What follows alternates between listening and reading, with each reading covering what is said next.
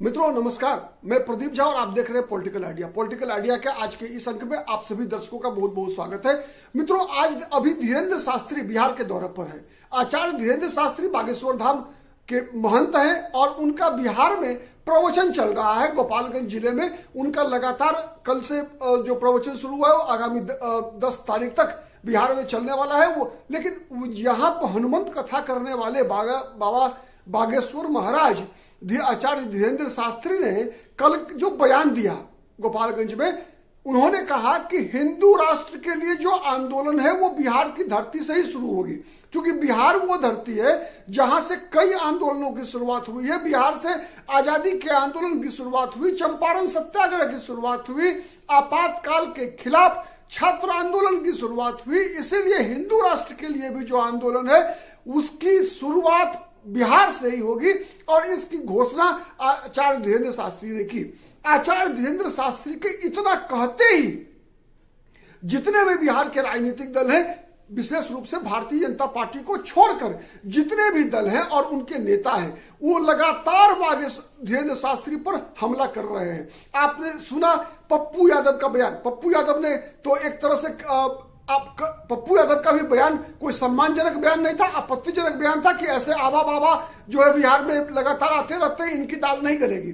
दूसरी तरफ जदयू के नेता गुलाम गौस, जदयू आपको पता है कि भारतीय जनता पार्टी के साथ गठबंधन में है, गठबंधन की सरकार है, भारतीय जनता पार्टी बड़े भाई की भूमिका में है। इस सरकार के अंदर जदयू के मात्र 13 मंत्री हैं, 21 मंत्री भारतीय जनता पार्टी के हैं, मतलब बीजेपी बड़ा भाई की भूमिका में है। उसके बावजूद गुलाम गौस जदयू के जो नेता हैं, उन्होंने बाबा बागेश्वर पर काफी कड़ा हमला बोला है। उतना ही नहीं, तेजस्वी यादव ने भी कड़े शब्दों में बागेश्वर धाम के महाराज आचार्य धीरेन्द्र शास्त्री की आलोचना की है। उन्होंने कहा कि यह दिवा स्वप्न है, उसका प्रतिक्रिया अब राजनीति में क्या होगा ये देखने की बात है। लेकिन जिस प्रकार की प्रतिक्रिया व्यक्त की गई है, उस प्रतिक्रिया के संदर्भ में अगर हम देखें तो भारतीय जनता पार्टी के नेताओं की चुप्पी है। अभी इंतजार इस बात का करना पड़ेगा कि इसके खिलाफ गिरिराज सिंह जैसे लोग जो आक्रामक रूप से प्रतिक्रिया व्यक्त करते हैं पप्पू यादव के बयान पर, या फिर गुलाम गौस के बयान पर, या तेजस्वी यादव के इस प्रकार के बयान पर, उनकी क्या प्रतिक्रिया आती है अभी तक तो आया नहीं है। लेकिन दूसरी तरफ हम देख रहे हैं, एक तरफ गोपालगंज में आचार्य धीरेन्द्र शास्त्री का प्रवचन चल रहा है, हनुमंत कथा का आयोजन चल रहा है, जहां पर कि धीरेन्द्र शास्त्री कई बयान दे रहे हैं जिससे कि बिहार में हलचल है। हलचल न केवल समाज के अंदर बल्कि हलचल राजनीति में भी है। ठीक है, एक तरह से जिस तरह से बवाली बाबा कहा जाता है धीरेन्द्र शास्त्री को, तो उनके बवाली बयान से बिहार की राजनीति में भी भूचाल है। और दूसरा एक और भूचाल पटना में भी है। आपकी जानकारी के लिए बताऊं कि आज ही पटना में रविशंकर, आचार्य श्री रविशंकर का भी पटना में दौरा हुआ है कल। ठीक है, और इसमें उनका आवभगत स्वागत जो है बिहार के उप मुख्यमंत्री सम्राट चौधरी के यहाँ हुआ है। और सम्राट चौधरी गांधी मैदान में हुए जो उनका जो प्रवचन का कार्यक्रम था, सत्संग का कार्यक्रम था गांधी मैदान में, उसमें भारतीय जनता पार्टी के नेताओं की बड़ी संख्या में न केवल सम्मिलित हुए बल्कि इस आयोजन में उनकी स्पष्ट भूमिका भी देखी गई है।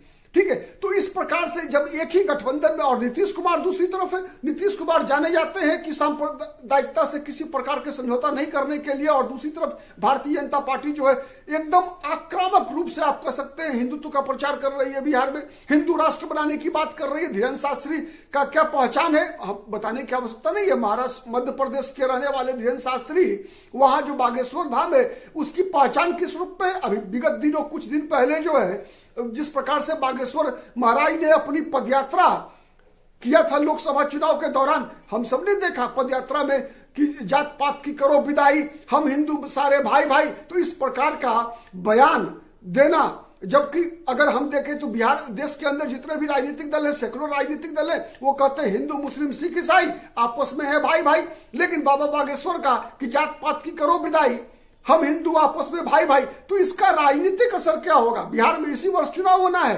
अगर इस प्रकार का ध्रुवीकरण होगा तो नीतीश कुमार कितने इस राजनीति में अपने आप को फिट पाएंगे, यह कहना मुश्किल है। तो इन सब परिस्थितियों के मद्देनजर नीतीश कुमार का क्या स्टैंड होगा यह आने वाले 1-2 दिन के अंदर स्पष्ट होगा। लेकिन जिस प्रकार से नीतीश कुमार की पार्टी के जनता दलियों के कई मुस्लिम नेता, हमने देखा कि कल ही जो औरंगजेब जो छावा फिल्म बनी है उस, और जो महाराष्ट्र में जो घटना घटी अबू आजमी का बयान, उसका समर्थन करते हुए बिहार में जदयू के नेता खालिद अनवर ने जिस प्रकार का बयान दिया, उस बयान के बाद जो है कई बीजेपी के नेताओं ने भी, नीरज कुमार बबलू जो मंत्री हैं बिहार सरकार में, उन्होंने कहा कि खालिद अनवर का यह बयान जो है वो आपत्तिजनक है। कैसे औरंगजेब कैसे वो महान हो सकता है, कैसे सेकुलर हो सकता है। उन्होंने नीरज बबलू ने तो यहां तक कहा कि अगर औरंगजेब अगर महान हो गया तो इसका मतलब क्या शिवाजी महाराज शैतान होंगे। ठीक है, तो इस प्रकार का जो बीजेपी के गठबंधन में ही, बिहार में जो सत्ताधारी गठबंधन है, उस गठबंधन के अंदर ही जब इस प्रकार का एक तरह से कह सकते हैं कि आइडियोलॉजिकल क्लास जो हो रहा है, उस आइडियोलॉजिकल क्लास का राजनीतिक परिणाम क्या होगा। इसी साल विधानसभा का चुनाव है, देखने की बात है। नीतीश कुमार तो वैसे ही पलटी मारने के लिए जाने जाते हैं, तो क्या नीतीश कुमार इन सब बातों, इस प्रकार की बयानबाजी से अपने आप को कितना सहज महसूस करेंगे, ये तो आने वाला वक्त बताएगा। लेकिन एक बात तय है कि क्या नीतीश कुमार इन सब बयानों से, जब स्पष्ट रूप से आचार्य धीरेन्द्र शास्त्री ने हिंदू राष्ट्र बनाने की बात की है, तो क्या नीतीश कुमार जिस बात के लिए जाने जाते हैं कि Nitish can not compromise with the secularism, ठीक है, तो क्या इस बात का एहसास नीतीश कुमार को है। बाबा बागेश्वर धाम के महाराज धीरेन्द्र शास्त्री तो स्पष्ट बयान दे रहे हैं कि हम तो हिंदू राष्ट्र बनाने निकले हैं भारत को, ठीक है। और निश्चित रूप से भारतीय जनता पार्टी के कोई भी नेता, हर नेता उनके समर्थक हैं।